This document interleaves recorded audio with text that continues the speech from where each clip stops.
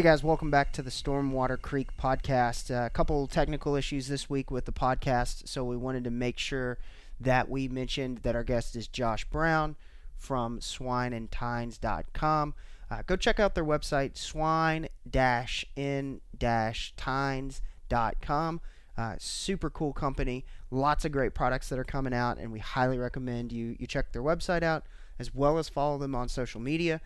The other thing we wanted to chat with you about is the February 17th live podcast that we're doing with The Element and Backcountry Hunters and Anglers. They are going to be there to help answer questions. We're all going to be on stage sharing stories, tips and tricks and tactics for what we've learned in the field over the last couple years of hunting really hardcore Texas public land.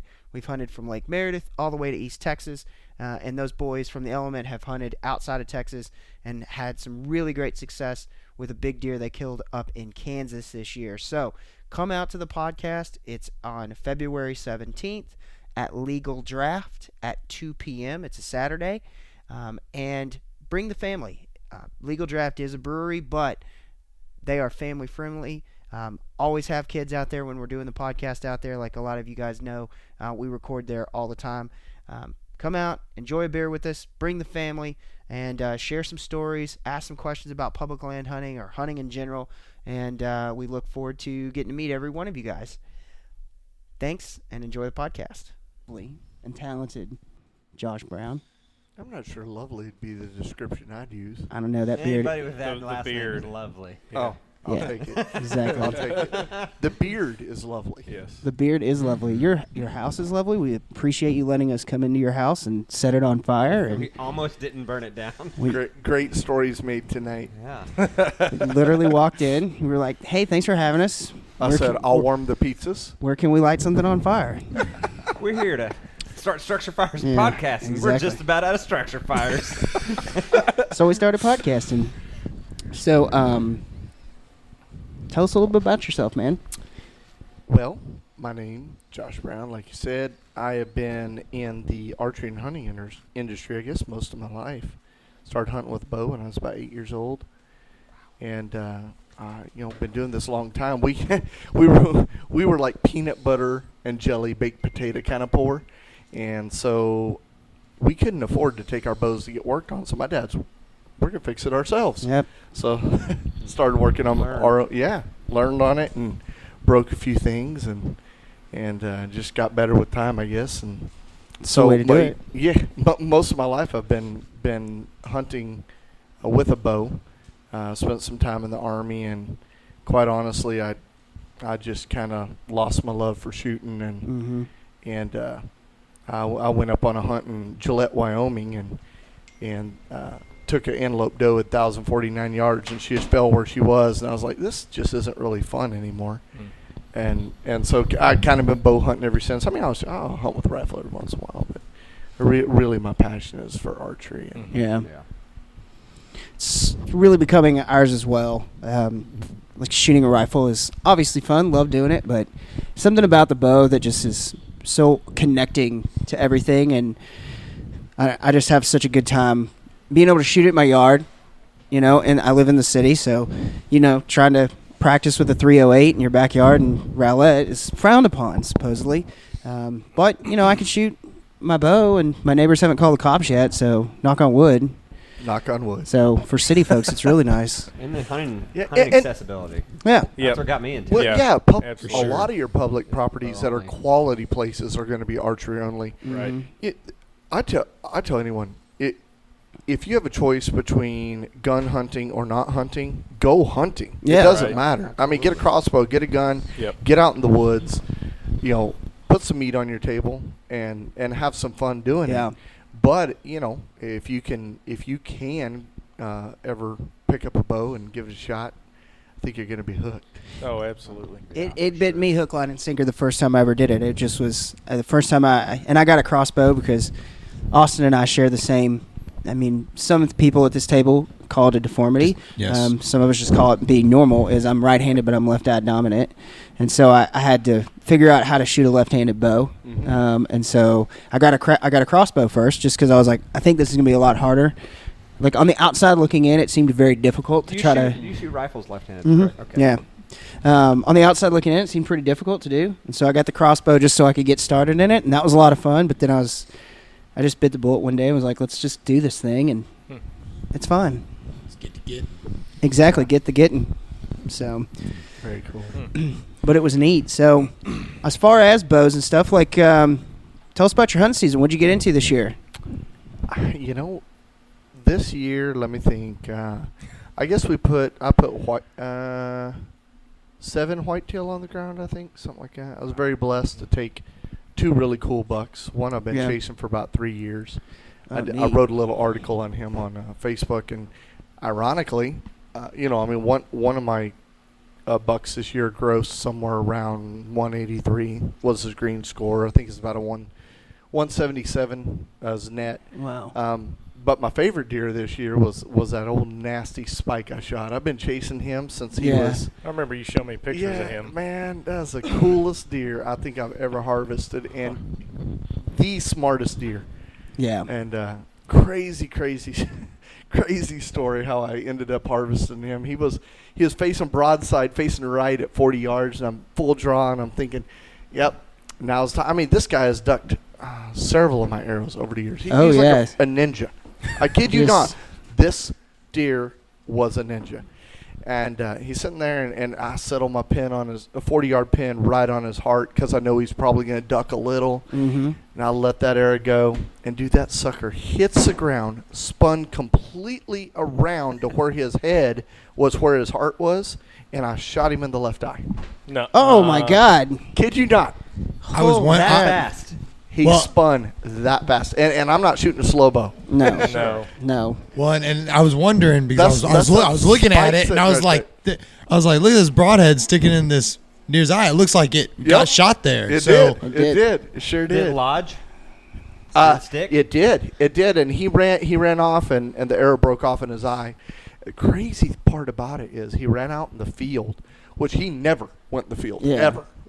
He always stayed, in the thick brush. Ran out in the field, and 3 other bucks, 2 of them were shooters. Three bucks chased him around for the better part of 45 minutes. Finally, I just felt sorry for him. Got out of the tree and Took care of it. Tracked him down, took care of it. But I just kept thinking, good grief, he's got to be dead. Yeah. I mean, there's blood everywhere. Poor guy. I felt so sorry for him. And it wasn't something. I mean, it's not like the grocery store where you can just go running down the aisle, and I had to plan an attack to get over there. But like Ranilla says, dealing in the business of death is very rarely pretty. So yeah, I mean that's the I think that's the biggest thing. It's not always as planned. It's not always. Sometimes it goes wrong, and killing. you're still killing. Yep. And it's but you know what? As hunters, we hope. Yeah. Every The arrow perfect, we ethical, send clean is kill. they have proven that for the most part, animals when they're shot with a sharp broadhead, broadside quarter, as long as there is an extensive trauma, obviously like I caused, that the deer feels nothing. It's like you getting cut on your finger. All they'll feel is a thump on their side. Yeah. And a whitetail's reaction, or a pig, or whatever, the reaction is, if you get slapped in the side, you're gonna run. Right. Yeah. But most of them never even know that something Really? went through them. I mean, I've cut my finger before, and blood be all over the Everywhere. counter before I realized I was cut. And it's a very similar scenario. And that's what our goal is every time. Absolutely. Absolutely. That's the way to do it. But this is not. We're looking at this spike. This is not like the spike that you probably have in your mind, as far as this little baby thing. This thing. He was about 12 years old. He's gnarly for a spike.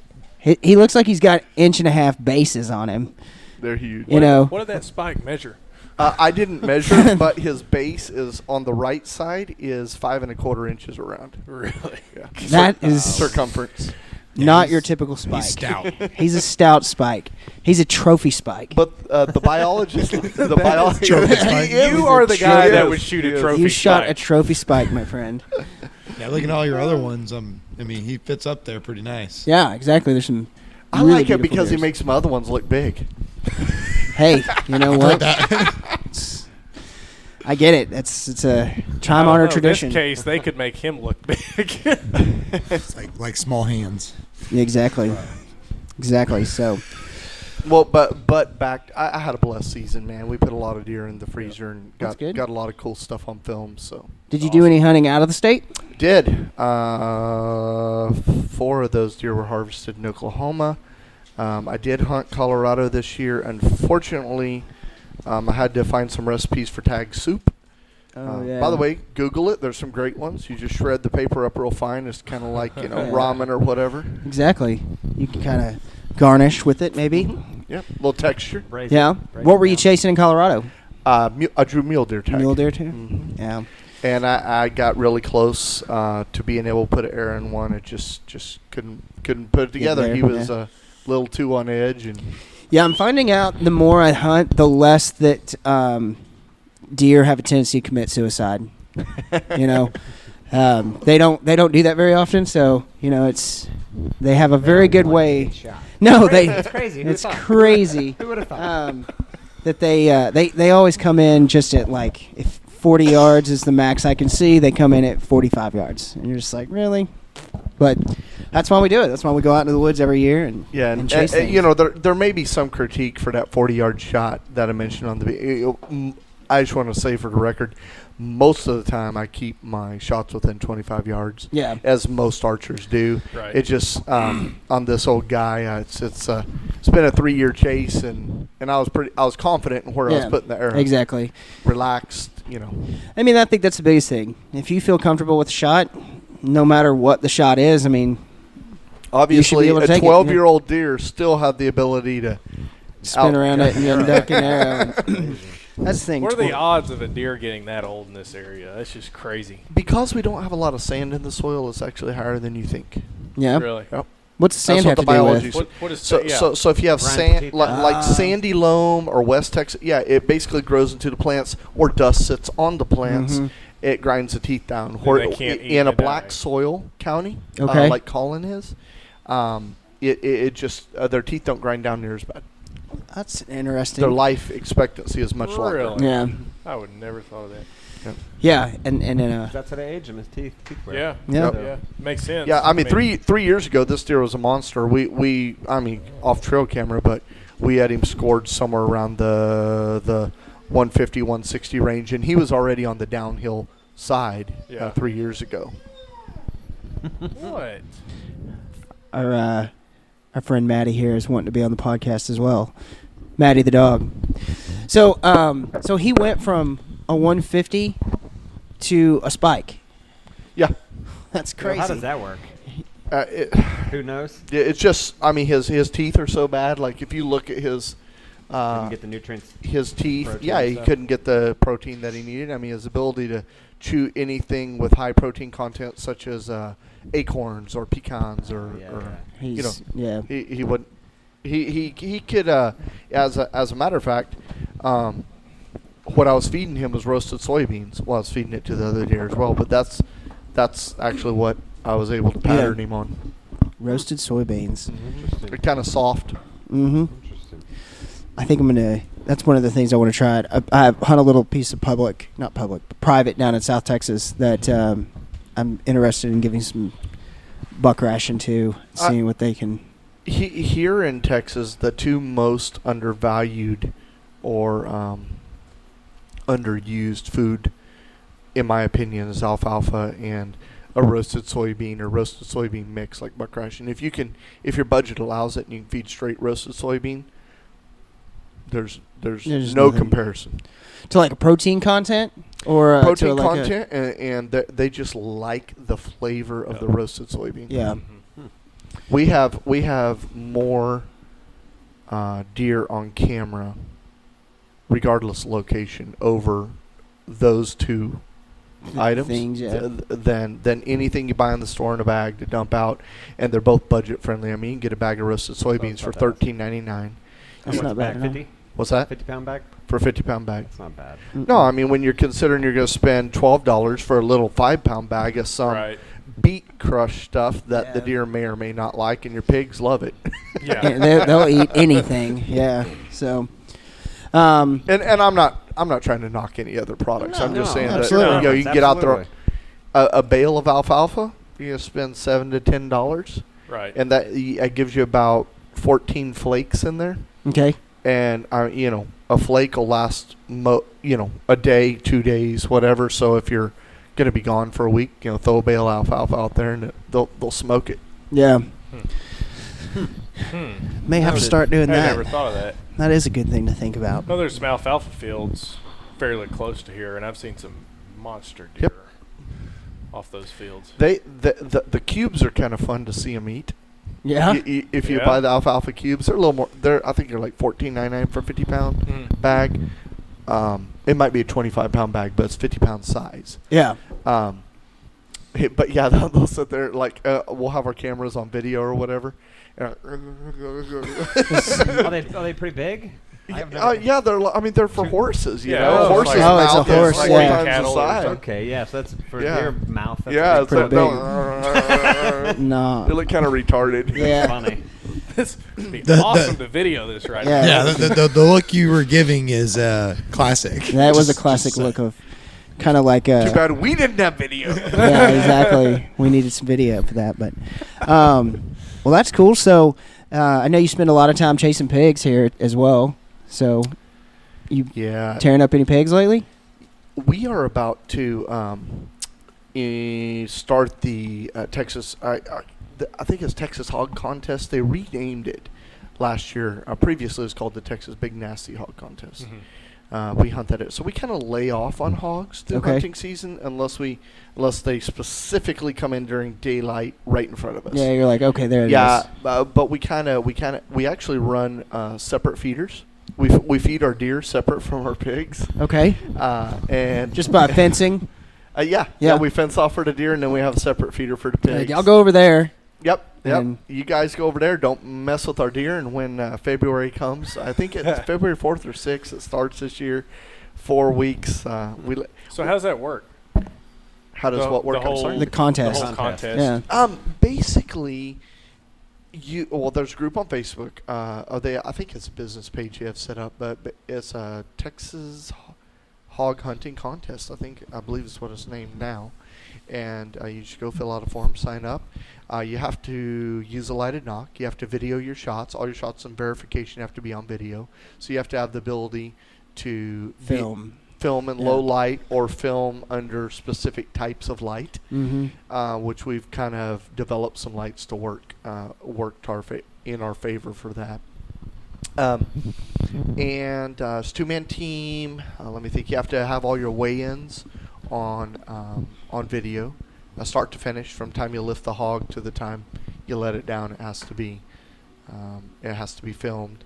You have to have them checked in, turned in within 24 hours of.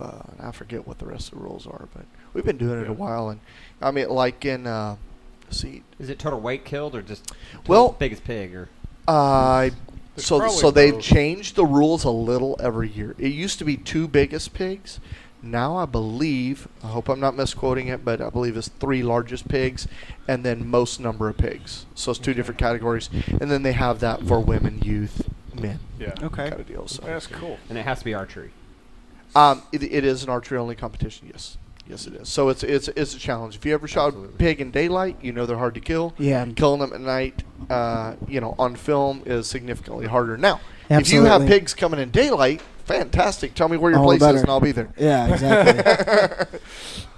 But I mean, even in the cold weather, they're nocturnal. You know. for the most part, yeah. Yeah. 2 weeks ago, I walked up on one, walking the stand out at Dan's place every time. I've walked back to the 4-wheeler and had him eating next to the 4-wheeler. Yeah. Good Lord. It Yeah. it Crazy. depends. That's where It you're going depends this on how weekend? much pressure they have, honestly. Yeah, tomorrow. Yeah.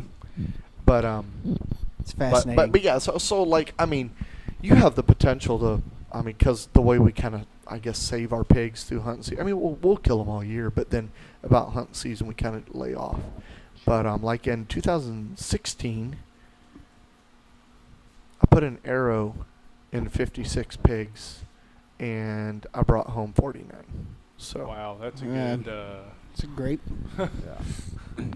but this year, actually, 2017, I only killed I think 2 pigs. So We and I don't know if it was a weather switch or what, but we really had a huge number drop in pigs during the summer, and then about the time we kind of lay off of them, they started coming back up. And now we're seeing on camera between the 5 different properties. You think that's just natural variation of just going away, or?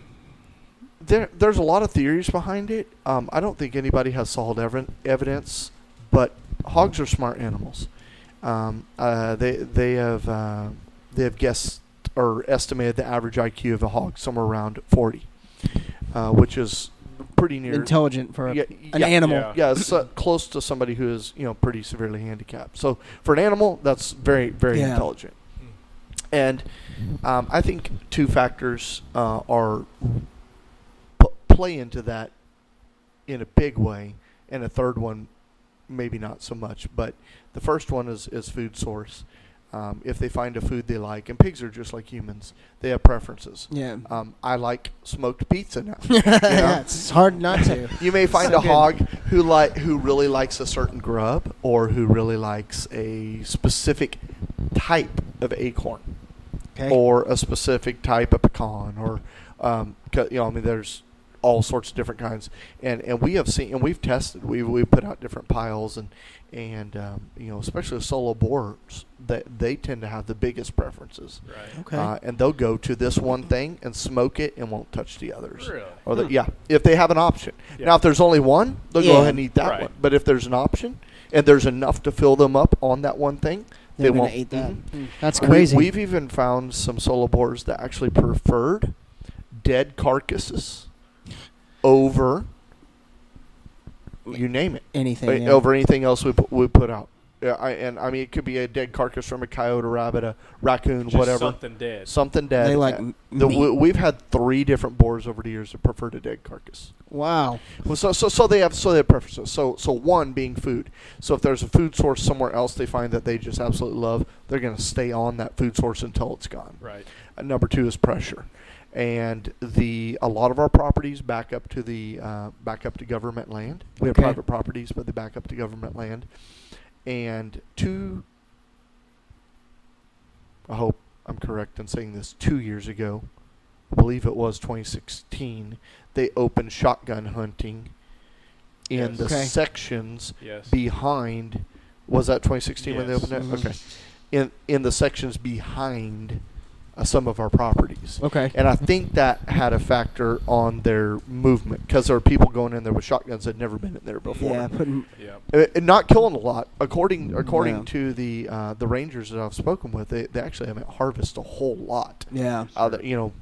The numbers have not been huge. It's just a matter of that pressure's pushed them out. Getting into there. Yeah, it's amazing how, when you just have a fence line that divides land and the kind of change in success rate you can have on that piece of land with the same stuff. It's just crazy. Well, and pressure is a straight attributing factor to that, I would imagine. The third one for me, and different people have their opinions on this, but I think the weather plays a factor into it. Absolutely. Now we see deer consistently will move before a front. They'll move. Mm-hmm. They'll move more in daylight. When it's cold. That doesn't affect hogs so much. But I think when it is consistently wet or consistently dry, it tends to alter their movements. Because if you're in a drought, they have to have water. Pigs can't sweat, right? Yeah.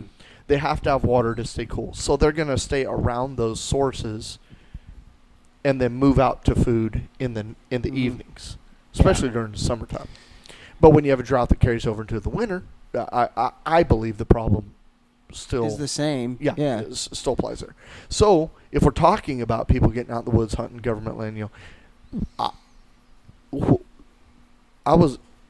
been a guide for 7 or 8 years. I actually had a hog outfitting service for a while, and I actually started using the weather in my favor.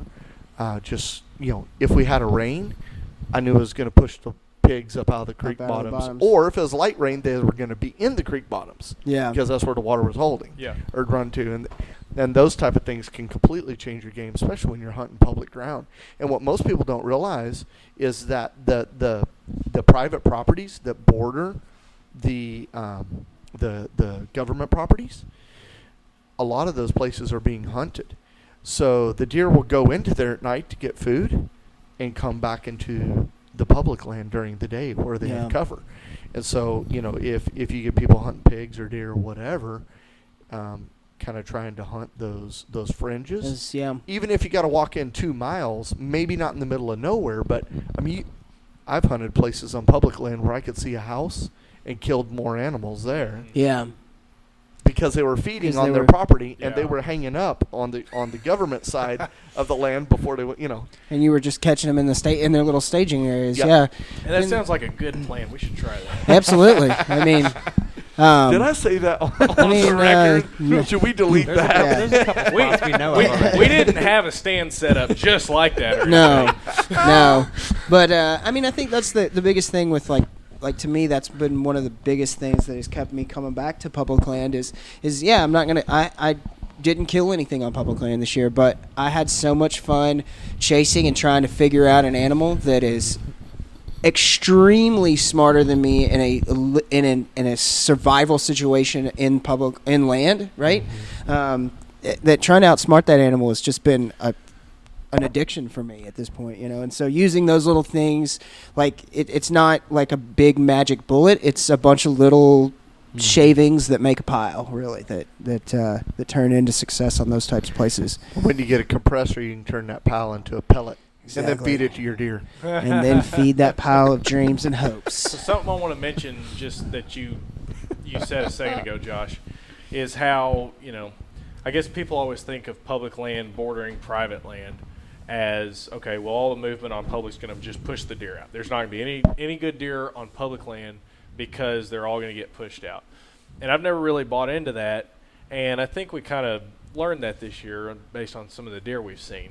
Mm-hmm. But there's a different way to hunt public land, and you've got to kind of not look at it like granddaddy's granddaddy taught you or whatever, but actually try to outsmart them and think like they do, because those deer are there. There's good quality deer on both pieces of property. They're not saying, oh, there's the line, I'm not going down there at all. They're using it somehow. Do you guys kind of want to go into the details of some of the hunting on public land? We'd love to. Absolutely. I'm obviously not the authority on it or anything like that, but I grew up hunting public land. That's what my dad and I hunted, and there are several factors that come into play when you're hunting there that you don't experience on private land. One of them is the guy who is learning to hunt and doesn't have a clue. He doesn't know to wash his clothes scent-free. He doesn't have the new illusion camo, so he's not invisible to the deer. He sounds like a herd of water buffalo running through the brush, and he's just one guy. Yeah. Sounds like an army, one dude. 6-foot tree stand? Or wearing white jeans. We did an episode about that. Right. Deer do not understand fences. No. They understand food sources, bedding, and pressure. And I mean, you could break each one of those categories down. But your biggest factor that comes into play is those three when you're hunting public land. Now, a lot of people think going way back into wherever in the middle of nowhere is going to be the least amount of pressure.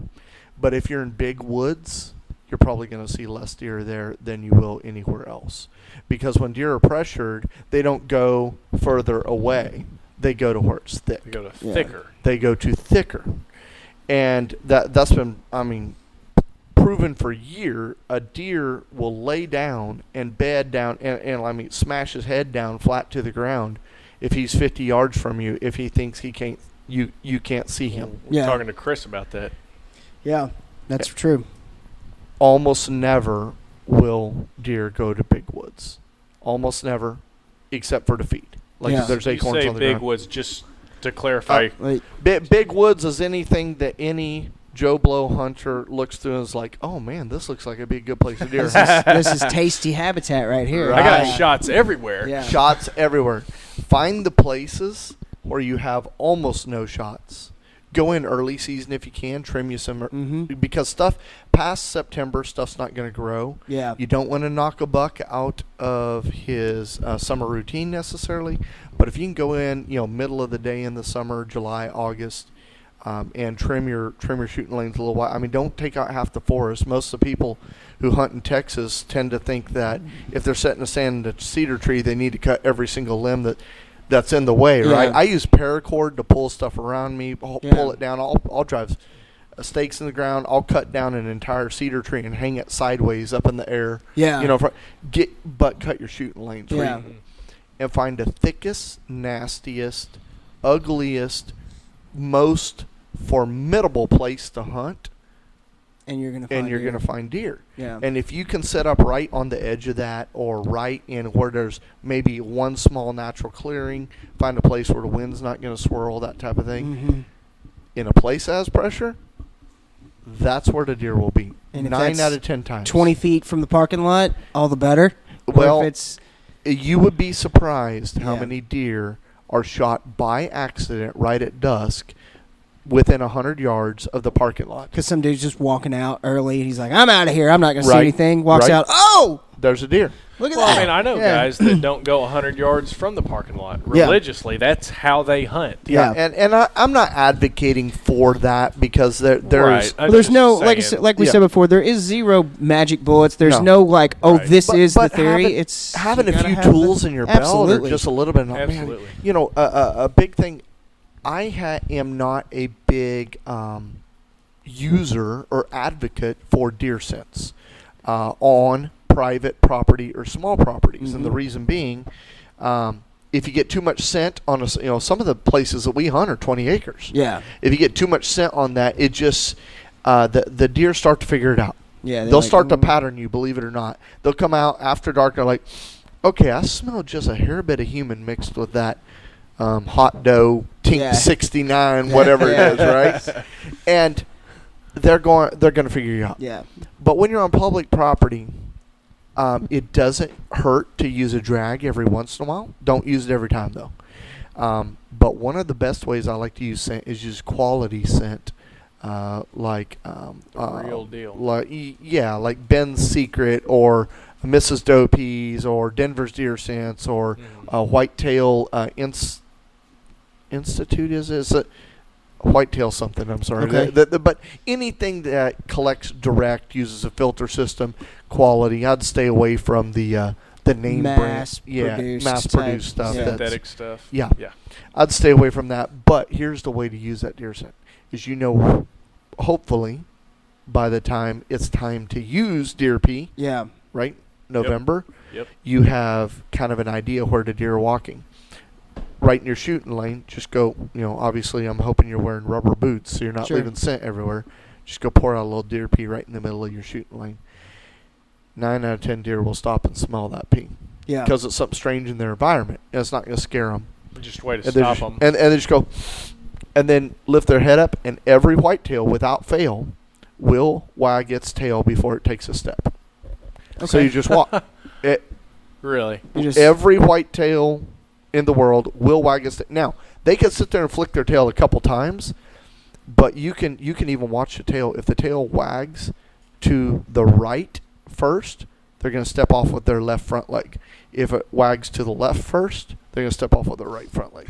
That's things crazy. Like, I've never heard that one. little things like that make the difference when you're at full draw and that buck's at 25 yards and you just smell How smell long your did pee. it take you to figure that one out?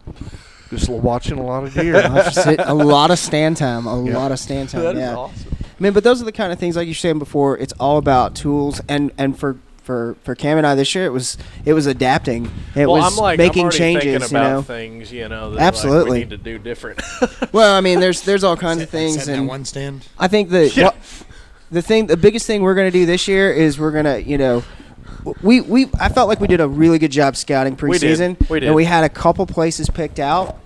I think the biggest thing is that we really need to invest less time in multiple public land pieces and invest Breaking time apart in a one single property. piece of property and just know that property like it is my own. Yeah. You know? So what do you think about going in this time of year and Well, trimming, scouting, looking. It's still gonna grow the ton spring and summer. Yeah, Right. spring and summer is where your biggest growth is. So I wouldn't trim anything. Yeah. But right now, after rains, after the frost, if you get a dusting of snow on the ground, it's the best time to scout because the deer are in their feeding pattern. Mm-hmm. When is feeding pattern? That's early season. Yep. We're Yeah. bow hunters primarily. Absolutely. So what do we get? We get the whole month of October to hunt these Exactly. guys while they're in a feeding pattern. Mm-hmm. Right now, they are in the same feeding patterns typically that they will hold early season. Okay. That's I mean, you can't take that to the bank, but as a general rule, whatever they're doing right now, Yeah. Place they're to going to be. start. What's that? That's a good place to start. It's a good place to start, and it kind of depends on food sources too. So, for example, you could say, "Oh my goodness, this trail is just worn down like crazy because this farmer planted wheat right here, right?" Yeah. Or maybe Joe Hunter is over here feeding buck ration or Yeah. roasted soybeans, right? And next year Joe Hunter lost permission to feed on that And it hunt on doesn't that happen property, anymore. and it's not happening anymore. Yeah. Or maybe it is a crop of something else, That's- corn. That's not nearly as attractive to Yeah. deer as soybeans or as winter wheat or whatever. So, Yeah. so you have to factor those things in. But if you're looking in an area where food sources are pretty consistent, you have a lot of winter rye on the ground. That type of thing will affect it too, because obviously winter rye is not up during October. Yeah. Right. But I will say this: for the most part, deer will be doing now what they're going to be doing in October before they start chasing. Huh. Well, it gives us something to do next month. I mean, that's absolutely so. Yeah, no, When you we get got a lot to do in February. Snow, frost, go slocking around in the mud. A day to 2 days after the rain is the best time because the mud's firmed up enough to hold prints. Yeah. It's not just sloggy. Mm-hmm. And even if it's been dry those 2 days, you can still a lot of times see where Where they're going traffic's- from. yeah. What about like I think the biggest thing for us was, I mean, obviously we had a really big acorn crop this year, but just like when you look into when you go out into the woods, and less for us even because I feel like we do have a pretty good knowledge of different types of plants and being able to identify plants. But as a new guy, like how does a new guy walk into a place like public land, which is completely unmaintained, and identify a food source besides acorns? Let's just assume that somebody can see that nuts are in the tree or on the ground and know that an acorn, if you're hunting deer like acorns, I don't think we need to talk about that, right? What are the other things that deer are looking at? What would you go and look at in a situation like that where you see green everywhere? So if I'm going into a new area and I haven't had a chance to pattern them the year before, I'm looking at several different things. Early season, July, August, September, the deer are eating everything from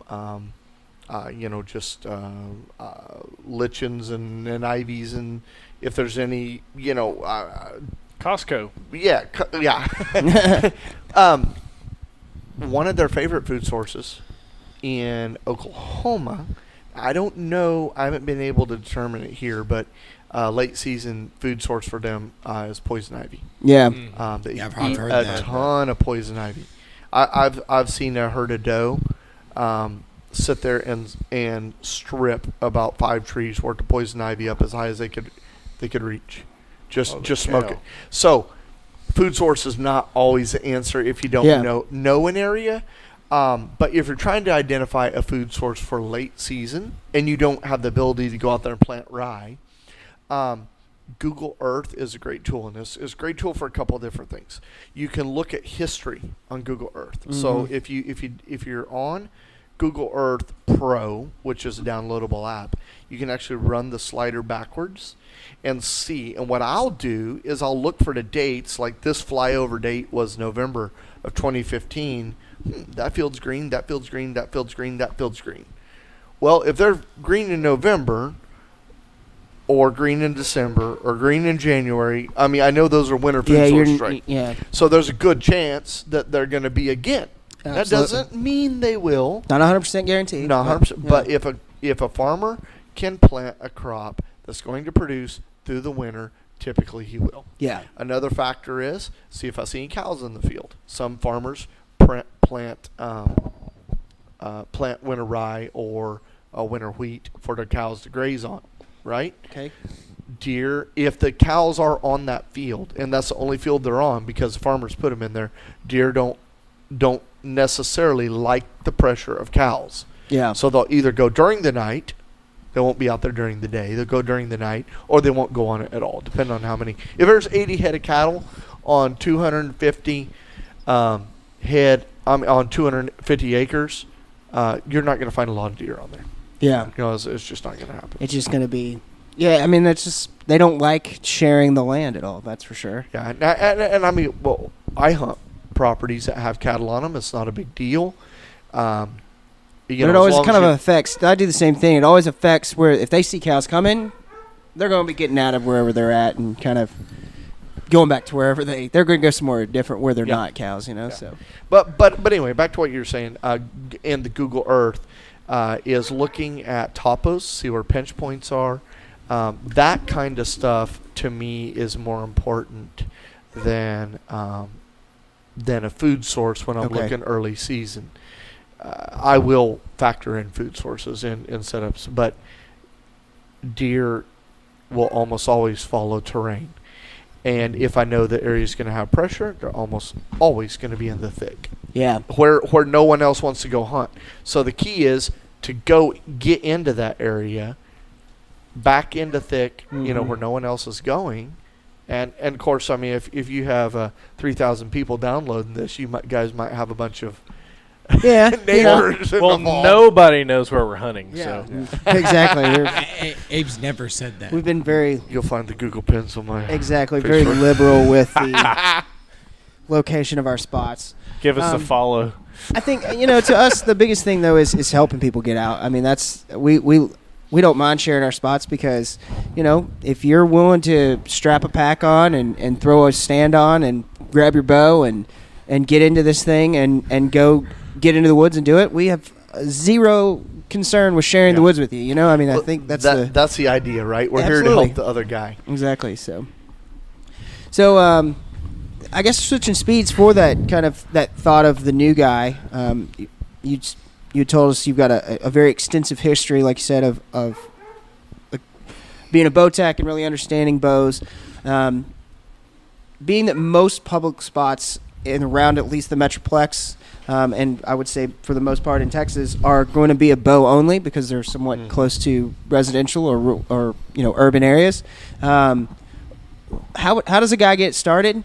That has a family and isn't looking at this going, yeah, give me that super duper expensive bow. I mean, what are some tips that he may be able to go, like if he's buying one off, like from a source like Craigslist or eBay or maybe through a hunting forum classified or something like that. What are some things that somebody can look at to really help themselves get into a bow that way? I previously owned or was one of the owners of two different retail archery shops. So I'm always going to advocate support your local pro shop. Absolutely. They may not have a used bow on the wall that's in your budget. You can get some pretty decent, like a Mission, for example, makes a pretty decent little bow package. You can get out the door for just over $500. But for some guys, that $500 is not, that's a stretch. Or maybe their wife just doesn't want them to spend it, and it's kind of one of those things where you have to be real careful buying online, buying, eBay, Craigslist, that type of thing. I always say if you can lay your hands on the bow, it's better than if you're buying it off the internet. However, here are some things to factor in. A string on average is going to cost you between $130 and $150. So if the bow you're looking at needs a new string, add $130 to $150. That's a big cost factor. And that'd be something good to do just anyways, buying a used bow, is to go ahead and change the string on it. Do you think? Or is there some telltale signs to see right off the bat so you know what? If you see like a white chalky residue on the string, or you see a bunch of fraying or the serving on the cams, that's a string that wraps around the string, kind of to keep it from wearing. If you see major separations close to the cams or anything like that, you need to go ahead and replace it. But I will say this, through the years, I've sold many, many used bows that had excellent strings on them. You know, manufacturers say, rule of thumbs, replace your string every year. Several things factor into that: the heat they've been exposed to, how many times they've been shot, what, have you drug it through mesquite brush, or has it been sitting on your maybe. shelf? Yeah. And so you have to look at all those things. But I really don't like to let a string go more than about 3 years, just from a safety standpoint, because it is the one thing that's holding everything else together. Right. But if you're trying to get in the woods on a budget, Yep. find the best deal you can find with a string that is in decent shape. Get in the woods, go out, get hooked, and then you can talk your wife into into getting a new bow when you're sitting there eating venison steaks. Yeah. Yeah, I mean, exactly. Right on. When it's like, oh, this is good. How'd you get this? Oh, with that Well, bow. Yeah. talking about. Yeah. I bought a used bow, and I noticed that I was like, I'm going to get a new string on this. So I shot with that bow with a string on it for a full year, and was shooting pretty well. I took my bow, and I say this only for the person out there. We met tonight, and other than that, I just knew that your shop over off Beltline was awesome. And so I'd heard nothing but good stuff through a ton of hunting forums, and that's the reason I went there. And I took my bow there, and they were like, we'll get you set up, you should buy one of these new bows. And I was like, yeah. And Be foolish they not to forced try. me into shooting a nice, well, I think it was a Halon. Did they hold a bow to your head? They held a bow to my head. I had the and exact same experience. It's funny. oh you my mentioned god! that. I told him, I was like, "Hey man, Salesman's a salesman. I respect it. I was I was almost like, can I come live with you when my wife kicks my ass Give a out? layaway program. Because it's not going to be pretty if I bring this thing home." They changed the string. They got me set up. I got some custom arrows, and so I upped my arrow game and I upped my string game. That was it. I didn't even get a new release. I didn't get new nothing. And the accuracy of how I was shooting that bow, went up tenfold. It was incredible. The consistency that I was using and just driving tacks after just a couple little things, And go ahead. Oh no, I was gonna go back to what to look for, but Just to the point that you don't have to have the most expensive thing, and not to dog No. your setup at all, but Abe is shooting like one of the first compound bows, those first PSEs, okay? Yeah. And they took the thing and put strings on it and had you driving tacks. Yeah. I mean, you can get some. The purpose is to get in the woods, in the field, right? in the woods. yeah, well, if we go back to what to look for, right? Sure. The string Yeah. being the first thing. Yep. The second thing, and the string's going to be a telltale sign if the bow's been dry fired. You're going to see nicks in the serving, that kind of thing. But check the cams. No cam on any bow should ever be warped or bent. Okay. Doesn't matter if it's little, big. Why are you laughing? I've busted up my bow pretty well. He pressed the cam, then popped the string. Here's the funny thing. On lower poundage bows, under 60 pounds, there's a good chance everything survives fine.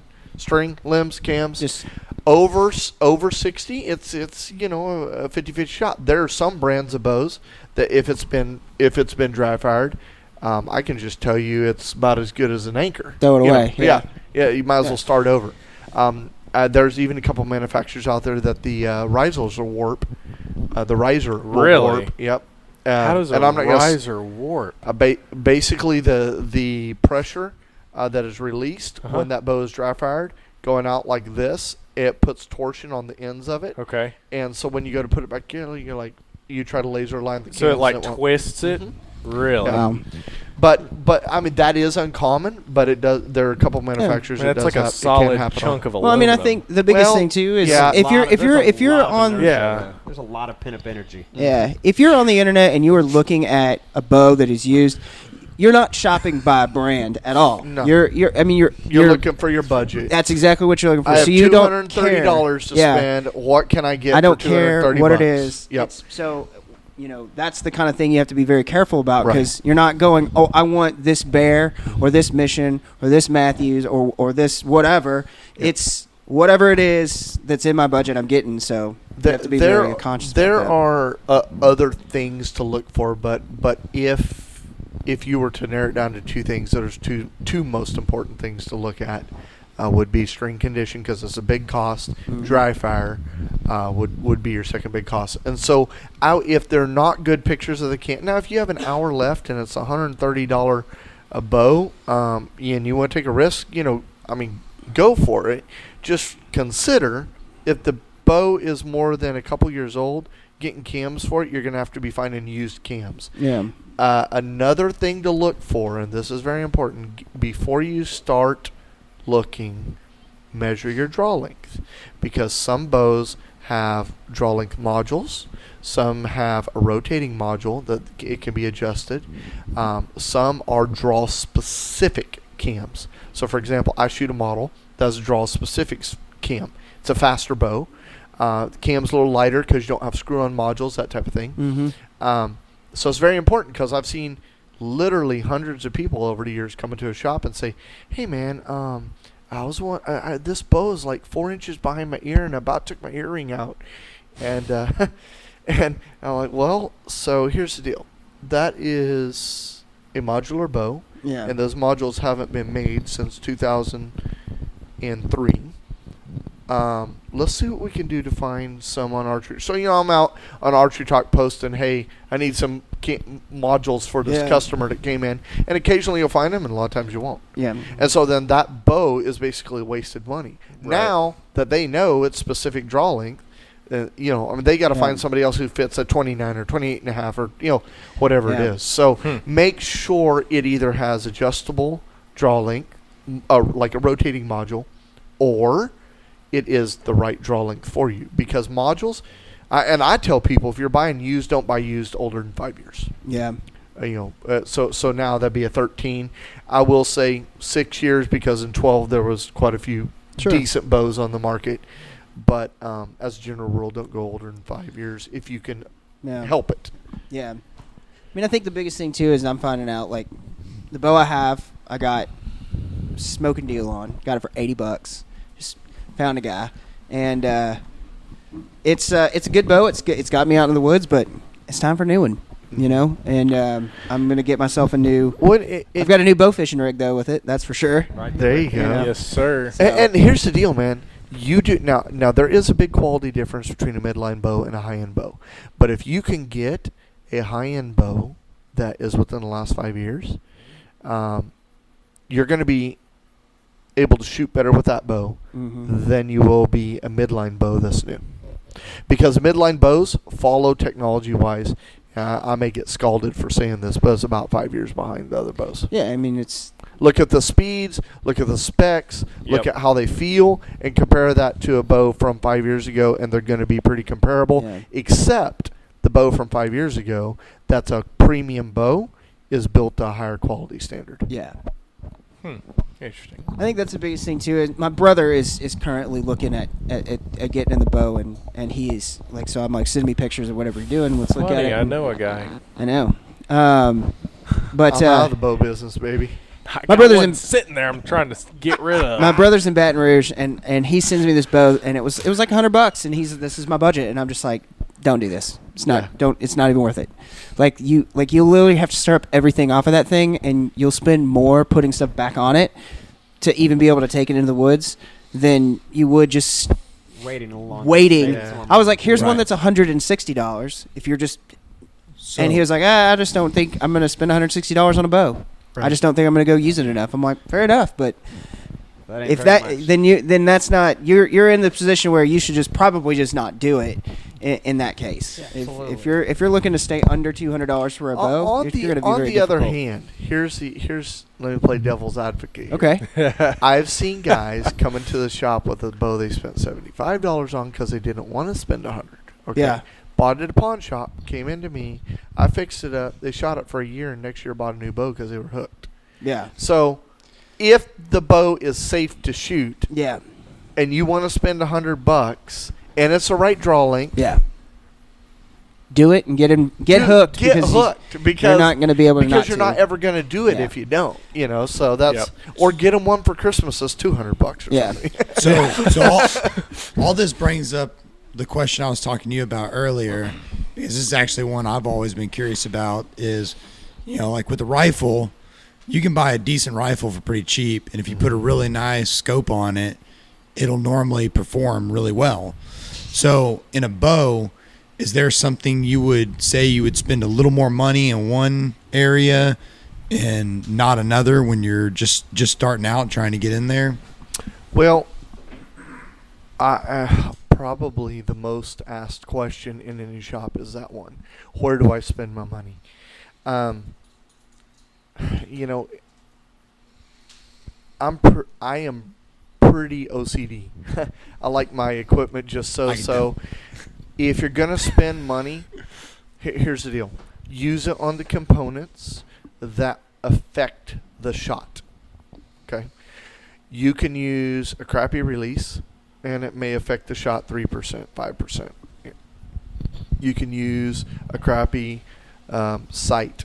I'm talking like a plastic sight off of a packaged diamond bow that was made overseas for $1.99. Yeah. And it will kill deer. And you can kill deer at, just as well as any other sight. Now, there are obvious advantages to a better sight. But the areas that you really must spend your money are on the components that get your arrow there accurately. And that's going to be the rest, the arrow build, Right. Okay, the bow being tuned.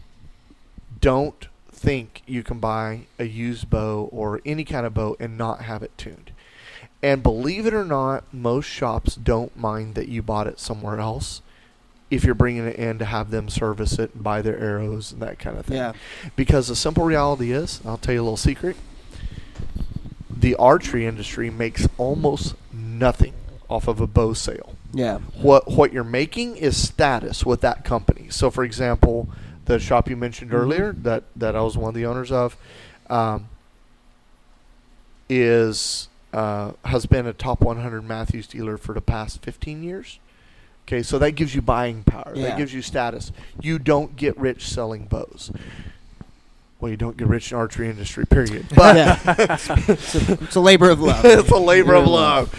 But you make your most money off services. And so if you're coming there to get your bow tuned, to get yours, most shops don't mind that. And they don't mind you saying, hey, man, I bought this. You can say I bought it from a friend, I bought it online. I need to get it checked out. I want you to tell me your opinion of it. Try to not go in there like you think you know. Yeah. I don't care if you've read on Archery Talk and watched YouTube for 83 days before you walk in the door. Don't walk in there and tell the tech that what you know.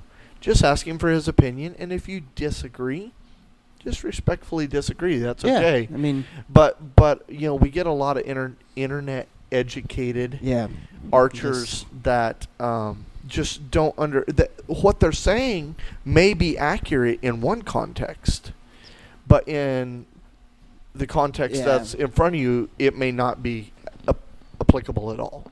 Does that make sense? No, that makes perfect sense.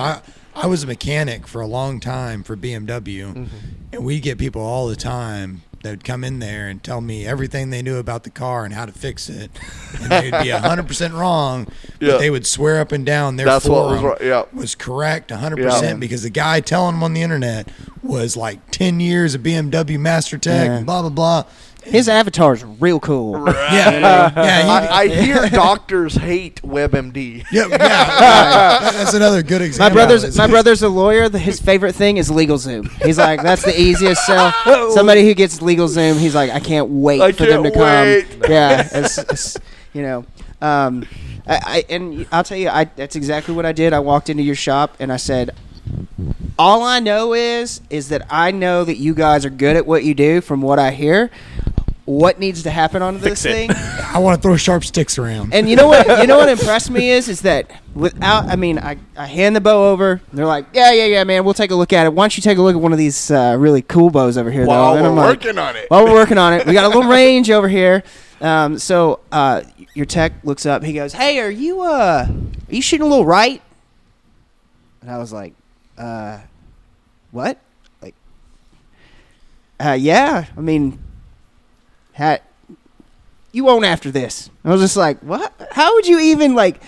There's just a level of knowledge that this guy didn't shoot my bow. He never saw me shoot that bow. He never saw me shoot a bow. So he didn't even have the ability to like look at my form and know like you're shooting right because of the way you're doing something. Yeah. He just looked at my bow and knew it was shooting right, and it was shooting right. Mm-hmm. Fixed it, boom. And so it's cool to go into a place that's that like, Yeah. So, the way I met Josh, I was shooting, I'll say brand name, I was shooting a Bowtech.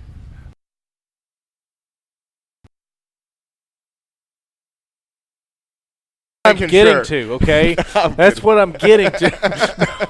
And I was kind of like, thought I knew what I was talking about. I'd been to every bow shop in Dallas except yours and could not get that bow to tune right. And this is at the time it was a $1,200 bow. Mm-hmm. It was new then. Brand new. Yeah. I don't think the string had even been broken yet. No. I remember. Yeah.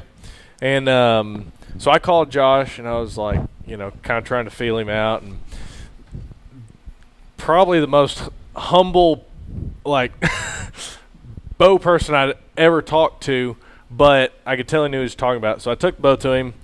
15 minutes, he had it, driving tacks. Yeah. It didn't take anything. yeah. And that's not against anything in the other shops in the Metroplex or anything. No. As where it is right now, I really don't have an affiliation, Yeah. per se. But I have some vested interest. But there's a lot of good guys around. Yeah. I've been very blessed to be able to learn what I've learned, and for the most part, it's simply just kind of experience plays in, I suppose, but it's comes down to if you walk in and you hand a bow to a tech, and he just like looks at it for 2.5 seconds and is like, oh, it needs whatever. There are some obvious things you can pick up on, but there's like in Cameron's case, I remember that bow specifically. They had a few of the Bowtechs that come from the factory with the shims installed backwards on the top axle, and so I looked at it, I'm like, oh, okay, so I just flip it around, and easy problem solved. And I took You would have known that by not touching probably 100 of those. Yeah, Right. I took the 63 twist out of the yoke that the other somebody else had put in it. Yeah. Yep. and reset the draw stops, made sure timing was right, whatever. Sure. But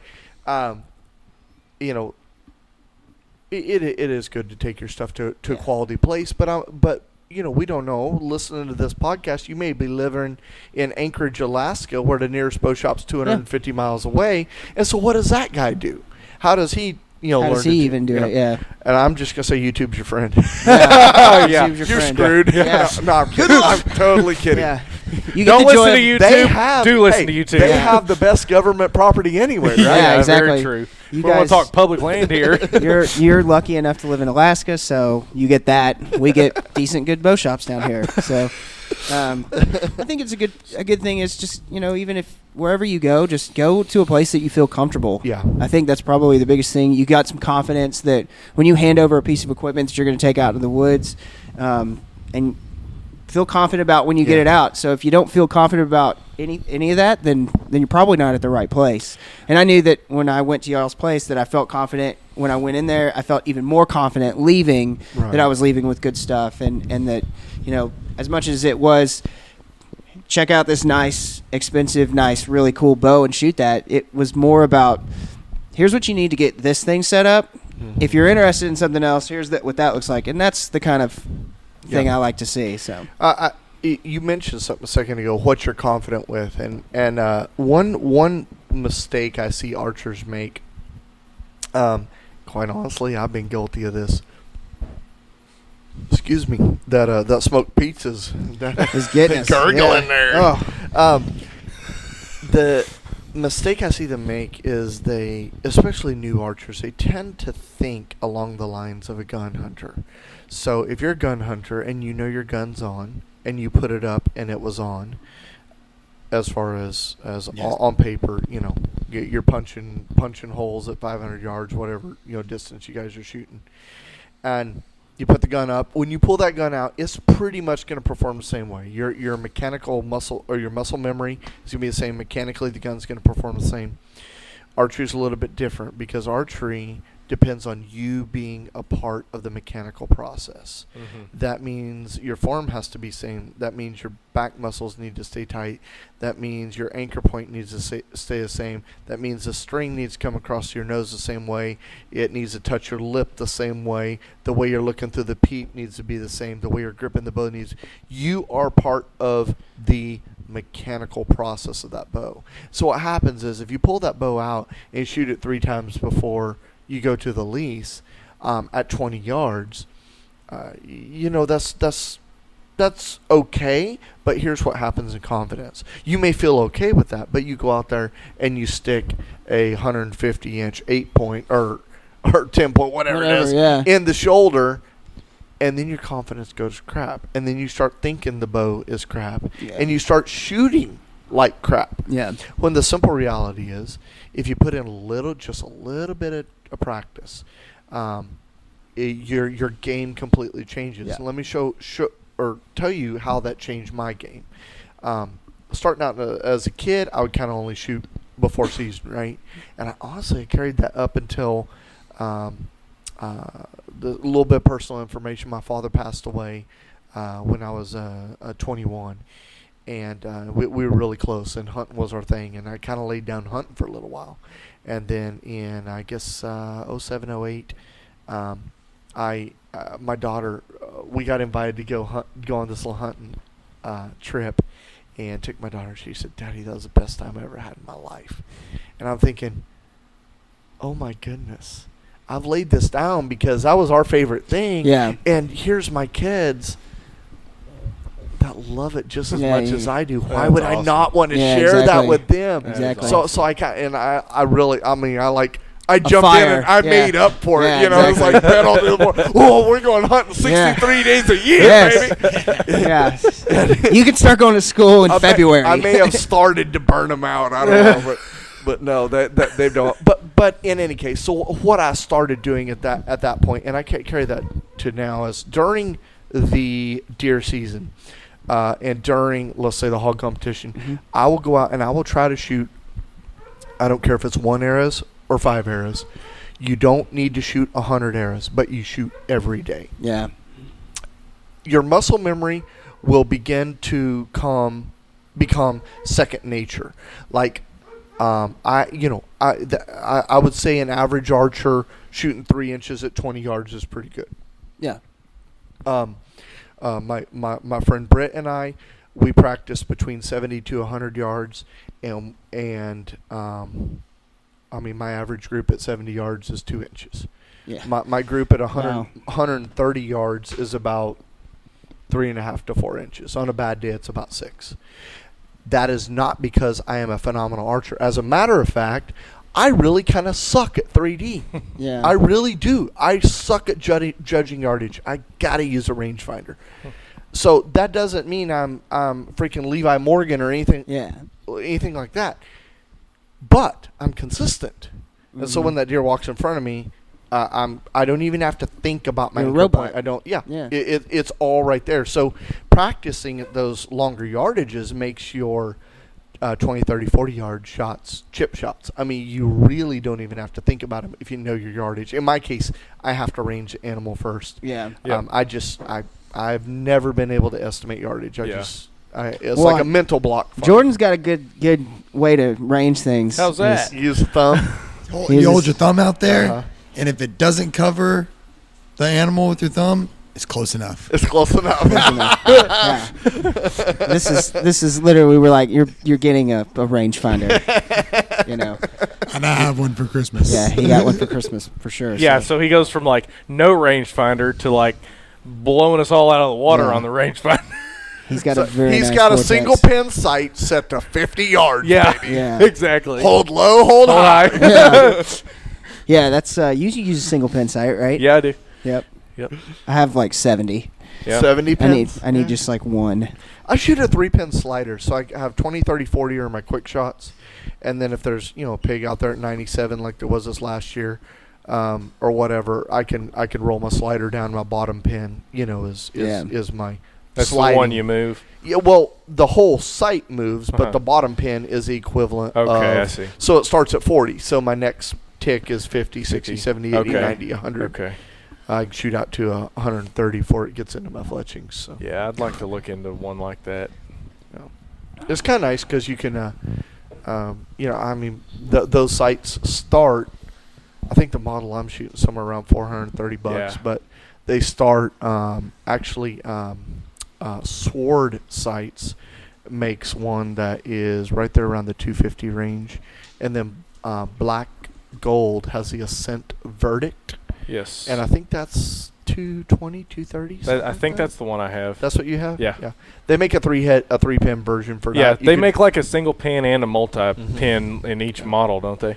Yeah. something Both like those that. are really good gear, though. Oh, I'd absolutely love my sight. Yeah. Absolutely. Well, he just copied me is all he did. He's Well, got I mean, he has look, he I hands have me his bow in the no woods, and shame I'm just in like, that. man, I really like this thing. I don't brag about it. I mean, I'm like, I'm hey, kidding. Abe, check I'm out this kidding. bow that Josh built for me.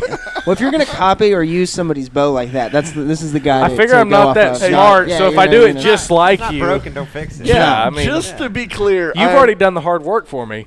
right. Just to be clear, I'm not in the archery business anymore. Yeah, Technically. yeah, exactly. So, You just know a lot about it because you stayed in a Motel 6 last night, yeah. Holiday Inn. That's I watched. I stayed in a watched- Holiday Inn. Express? Yeah, I stayed in a Holiday Inn Express last night. I watched YouTube all night, so I'd be prepared for Exactly. this interview. We walked in. He's I was like, wondering I why just you need keep on looking at your phone. 5 more YouTube videos. Yeah, I Take your notes. He's like, yeah. Arrows or This sharp only sounds like a oriented? contiguous conversation. Every question we've asked, he's had to be like, hold on, let me look that up real Let me fast. let me fact check. That's awesome. We're absolutely kidding, but Once this edits together, no one will ever know. yeah, exactly.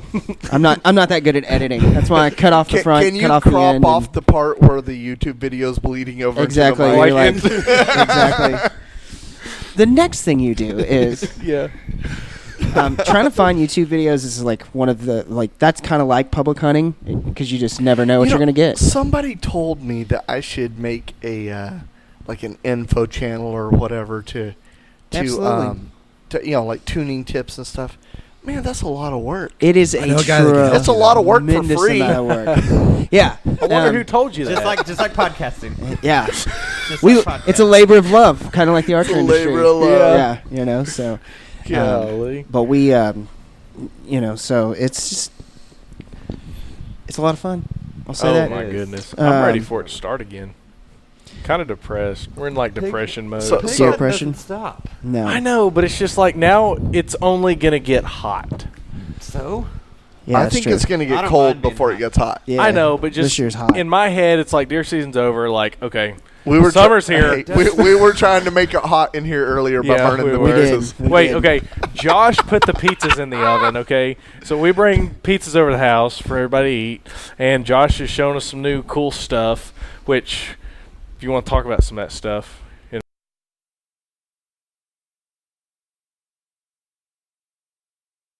warm. So he sticks them in the oven, and we're sitting here checking out this cool stuff, and Abe's like, I think we have a problem. I think something's not right and I here. run over there and open the oven, it's like flames. Billowing out, fills the whole house. Then I'm like, Well, we've got a nice emphysema. we've got a nice fire going over here as well, and the house smells wonderful, because of the fire. And I thought it was just I thought I was like, man, that fire is just like it's like getting stronger with the time that I'm here. And I just looked over, and the little vent on that stove was Pouring just like chug-a-lugging smoke, and I was like, oh, this ain't good. I'm just glad one of us didn't do it. Oh, Exactly. goodness. Like, Well, hey. now we know there's an element underneath the metal on the bottom. Yeah. That's the way to do it. I don't think we will ever need your oven again. Oh, goodness. No. That pizza did taste interesting. I'm not going to lie. It was a It was very smoky. unique smoky, Cardboard cardboardy smoke. Cardboard. taste. We're to it. trying Hey, all this. that cardboard could have been made out of pecan or hickory. Absolutely. We You don't know. It's a compressed wood. Cheap pizza, man. Good times. We won't forget that. No. Absolutely not. So what else can we talk about here? We've talked about bows, so let's talk about arrows. Yep. I think we've talked about how to get into a bow, and I think just tons of great information for somebody who's just like, I want to do this. But like an arrow, like how does somebody even like start with that, and what are some tips for what certain a lot things? of people end up doing is shooting the bows or shooting the arrows that came with the bow that they bought. Yeah. And that is not always the best. Number one, if you're changing a draw length, your arrow needs to be Change. fit or be appropriate for your draw length. It's always better to shoot a longer arrow than a shorter arrow. Never shoot an underspined arrow, which spine is measured, except for Easton's arrows. Spine is measured in deflection of inches at a 28-inch span. So with 2 pounds hanging on it. So, for example, a 400 spine arrow is weaker than a 250 spine arrow because it is going to deflect 400 thousandths of an inch versus 250 thousandths of an inch. So Okay. stiffer. So stiffer's always better than weaker. Never shoot an underspined arrow. That's how people end up with carbon implants in their Yeah. hand. Never, ever, Yeah. ever shoot your kid's arrow or something like that. Trying to be funny. Yeah, oh, yeah, it's bad. But if you're looking at, hey, what are some budget arrows I can get into, that kind of thing, all of your pro shops are going to carry a budget arrow that is far, far superior to anything you can touch at, say, Walmart or Academy, Yeah.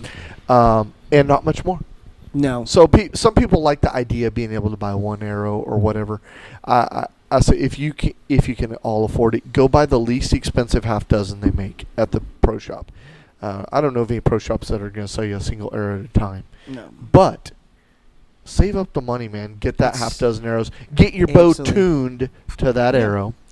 If we want to talk about high-end arrows, we're talking about spine indexing and oscillation, true squaring, and the type of That sounds like math. You're the good at type math. of the type of fletching you do. And I'm not talking about brand, but I'm talking about how it's fletched. Yeah. Plus or minus 18 degrees tolerance is what you're going to get on most of these, like really, really cheap factory fletched arrows. Yeah. When plus or minus 4 to 5 degrees is really what you need for a long range arrow. Yeah. And that's- Or in the case of fire knock, we're talking like plus or minus half a degree. You're Mhm. then truly driving tax. And that's one of those important things that affects your shot. that Well, you were I talking say about. as you're going along, and you're able to spend a little money here and there, if you're trying to extend your archery game, your arrow's one of the bigger components to that. Like I can put a plastic sight on my bow, being honest, as long as it will go down low enough and I can still shoot 130 yards with it. Yeah. Because what's around that, right? Right. Yeah. Yeah, your sight is an important element, and it makes things easier. Yeah. But it's not necessarily required. Now, if I bump that plastic sight into a tree, obviously it's going to break or something. Right. Absolutely. Yeah. Right. My sight has survived a fall out of a tree stand Yeah. when a pull rope broke. But On this bow? yeah, No. Yeah. Oh, it makes me want to squirrels cry. chewed through it, and I never saw it. I clipped it on. Uh-huh. It got up in the tree and just started pulling. And about the Gosh. time my hand hit the chewed through spot, I'm like, oh, that's. And I went to grab for And underneath. it broke. Fell. Yep. Right on the sight. Oh, I would be. Where's the squirrel hunter? It Let's did bring need- him back. It did need a minor adjustment, but it was fine. Oh, Yeah. man, that's crazy. Oof. Squirrels and raccoons, bane of an existence. I can deal with raccoons. Squirrels are just hate them. Yeah. Wow. So I guess talking about arrows, the next thing to talk about is the pointy end. Every time you go, Arrows have those? some of them actually. Hold on, let me get my YouTube video here. Pause. Cut. We need to look this up. But there's a lot to view when you go into most shops. Is there any little preferences you have, or I'm going to be to on steer on like to someone broadheads? just starting out? Broadheads, Broadheads. Yeah. anything, everything, grain size, all that stuff. I'm going to be honest. We could have an entire podcast Yeah. Right. on Yes. broadheads. There's so many things that factor in. So if you give me 5 minutes, I'll try and give a Reader's Digest version. But one of the misconceptions in today's industry is that light and fast is better. The thought is if it gets there quicker, I'm shooting freaking darts at 330 feet per second or whatever it is, and that is going to get the arrow there quicker, the game dead quicker. They're not going to duck my arrow, less bad shots. And for so long, people even forgot about things like FOC, which is a front of center on an arrow. Is the balance point, what percentage of FOC, so what percentage greater weight is in the front than it is in the back. And so that you can Google. I don't need to go through how to tell you how to figure it. But the higher the FOC you have, there's a point of diminishing return, but the higher FOC you have, the better that arrow is going to penetrate, because the weight is pulling it forward rather than pushing it. And I mean, a little geek, but geeking on you a little bit. The momentum is the most important part of kinetic energy, and most people forget that. They forget. They say, well, I have so many foot-pounds of kinetic energy. Okay, well, you can run those calculations based on a arrow weighing X, right? Let's just say it's a light arrow, so it's like stupid light, like 380 grain arrow with broadhead. And your FOC, though, is only 9%, right? Your front and center. So you only have 9% more weight in the front than you do in the rear, essentially. I'm just kind of trying to simplify it. That may factor into a certain kinetic energy formula or equation.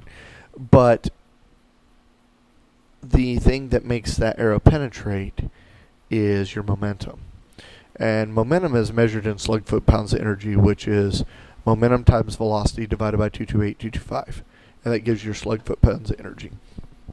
Slug foot-pounds of energy are what is going to carry that arrow through the animal once it hits. So you can take a very light setup and stack it in the front with a higher FOC, and it will, same weight of arrow, with 9% and 17%. The 17% is going to penetrate twice as good as the other one. And there are many other factors that come in here, like the thickness of the arrow, because resistance to energy transfer is multiplied by 4 for every one that you, we could get into all the technical stuff. So a narrower arrow is, as a general rule, going to be better than a thicker arrow because it has less shaft drag as it goes to the meat. A lot of people think, oh, I'm shooting into blood, it's slick. Well, no, there's not actually blood right here. Yeah. All you have right here is the blood that's right here. Yeah. And in the nanosecond it takes for that arrow to pass through the animal, it cannot rehydrate that. So you're dragging that shaft through meat. So the smaller the shaft, better arrow is going to penetrate. Higher the FOC, the more momentum that's going to be carried through, and also the better the arrow will fly overall. I like to see most hunting weights over the 450 mark. Another thing you cannot do is you can't take the information I give you here for a whitetail and apply it to hunting monster boar, or apply it to hunting in Colorado elk or moose or any of that. Well, the information I'm giving here is based on purely whitetail hunting or your average size wild boar. Yeah. When we get into the big, like over 300-pound hogs with 2-inch thick plates on their side, you really got to move into that arrow that's going to be suited better for like an elk or something. Taking a monster. So I like to run. see those over 550.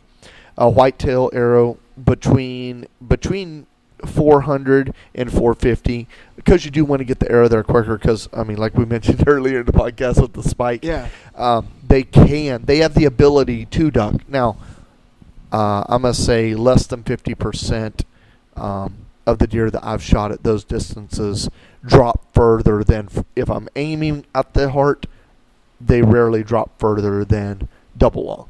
Yeah. It's very rare to see him do what this old spike did, but he had a lot of experience. Yeah. Exactly. He Guy's was a caging. freak. Right. So you're playing that game and get the arrow there quick, but I need to get it through the animal. So all that being said, to answer your question about broadheads, what is on the front of your, and I may get scalded for this, but what is on the front of your arrow is far less important than how your arrow is set up. Because you can kill a deer with a field point. Now it's illegal. Don't do it. Yeah. But you can. In theory. In theory.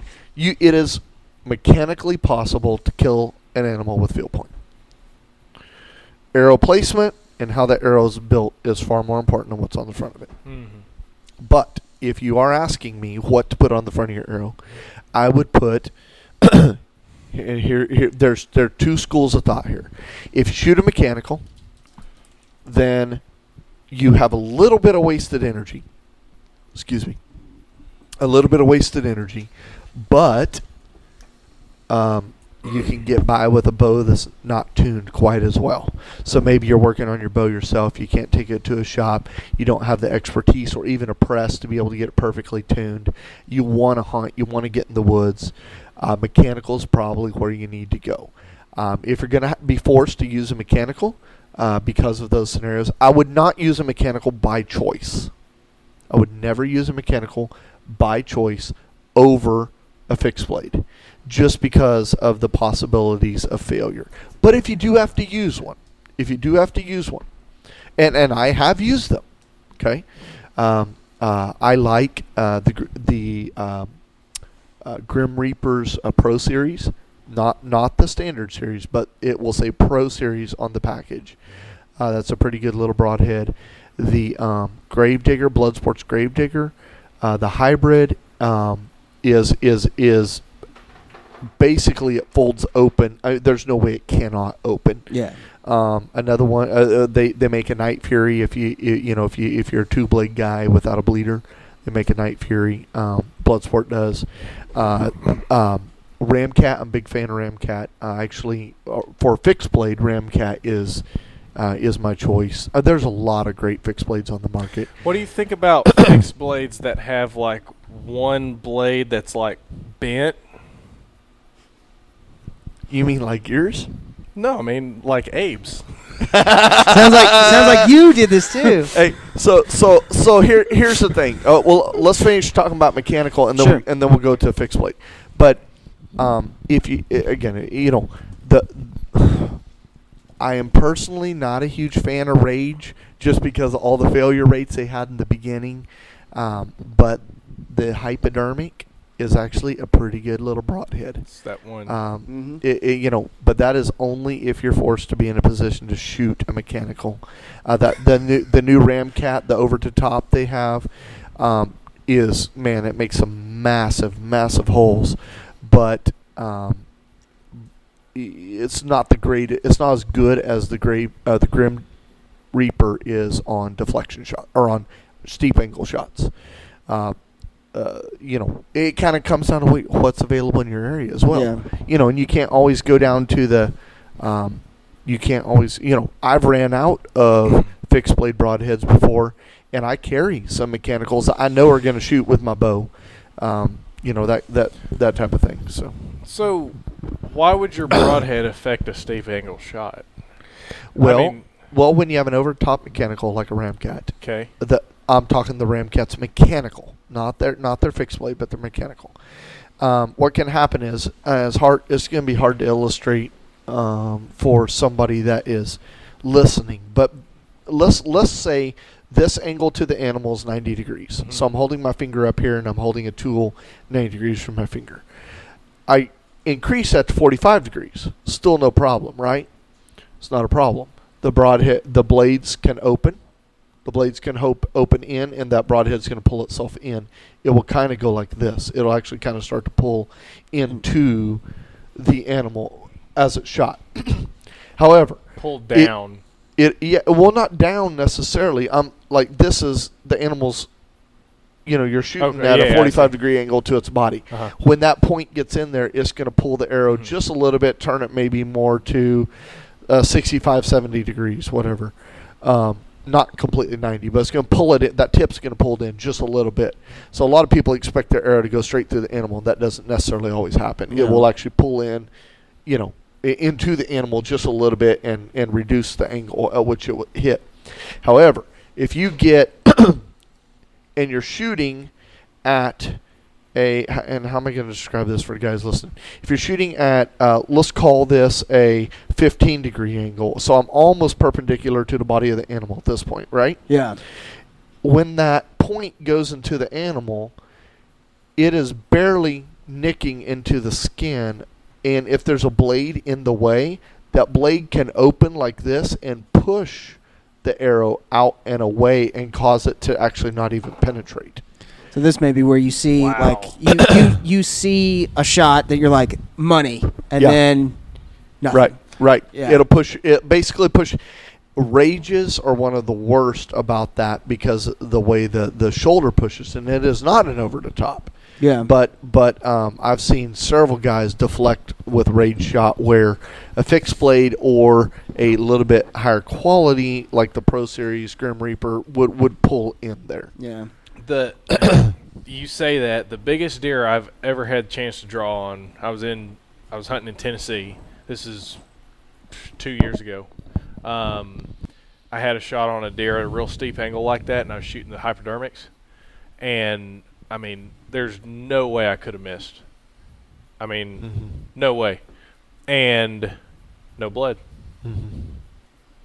I mean, it was like, droplets. It was like, I hate to say it, but I've seen that 100 times. Yeah. Because if that tip doesn't get in there before the blade makes contact, it will push it. Well, I didn't. Now you'll still scrape it, or you'll still cut it, or you'll still slice it open. Yeah. But it's I mean, You're not getting the lethal knockout. Right, Yeah. right, where right. Yeah. You're not opening it up where you got lungs pumping out or heart pumping out blood to track real I well. was sick. well, and another thing that can happen is people say, "Is there an air gap? Is there not?" Well, there's no air gap. I mean, Yeah. there is no air gap. It's backstrap.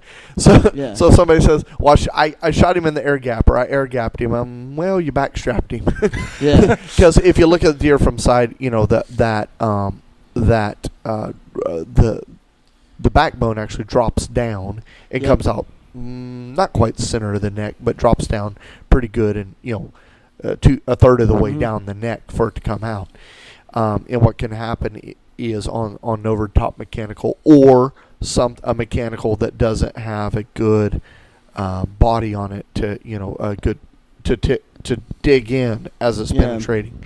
What can happen is let's just say it nicks a little bit of bone or something going in, and it actually, you may have been in the top of the lungs, right? Yeah.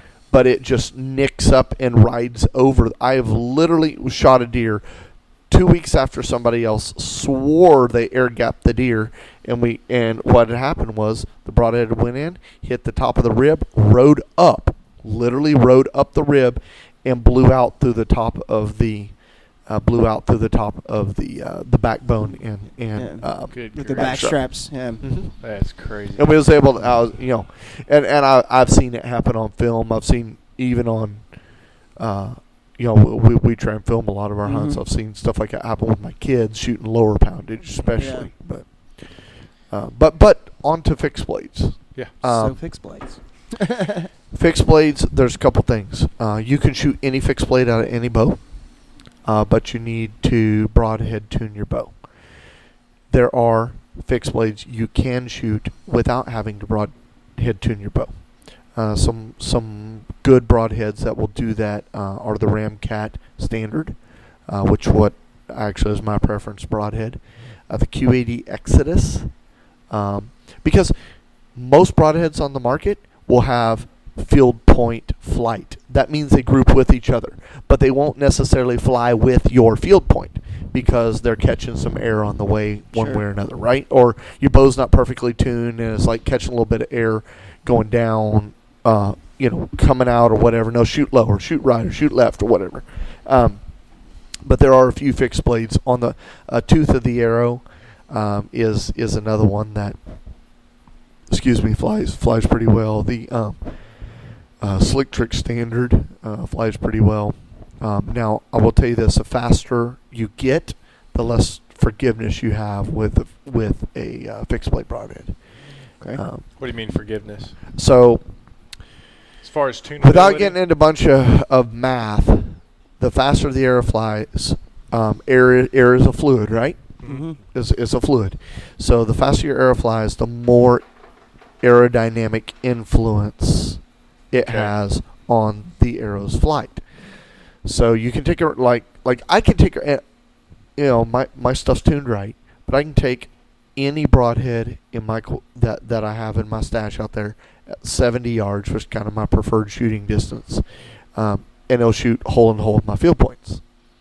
That's because my bow's tuned perfect. Yeah. So earlier we were talking about maybe you don't have time to tune your bow, or you can't, and you're thinking I want to try fixed instead of mechanical. I would suggest one of the ones I mentioned just because they are more forgiving.